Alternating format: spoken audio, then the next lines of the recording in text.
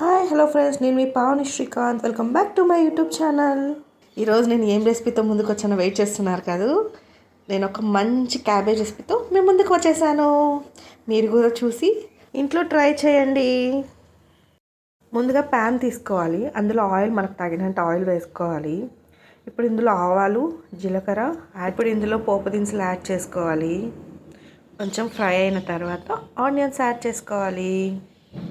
ఇప్పుడు ఆనియన్స్ బాగా fry అవ్వనివ్వాలి. Onions సగం ఫ్రై అయిన తర్వాత పచ్చిమిర్చి మరియు సాల్ట్ యాడ్ చేసుకోవాలి. అలానే క్యాబేజ్, కట్ చేసుకున్న క్యాబేజ్ యాడ్ చేసుకొని పసుపు యాడ్ చేసుకొని మూత పెట్టి ఫ్రై చేసుకోవాలి. కొన్ని వాటర్ యాడ్ చేసుకొని క్యాబేజ్ బాగా బాయిల్ అయ్యేలాగా చూసుకోవాలి. బాయిల్ అయిన తర్వాత మన టేస్ట్కి తగ్గట్టు కారం మరియు ధనియాల పొడి యాడ్ చేసుకోవాలి. కారం మరియు ధనియాల పొడి బాగా స్ప్రెడ్ అవ్వడం కోసం బాగా మిక్స్ చేయాలి.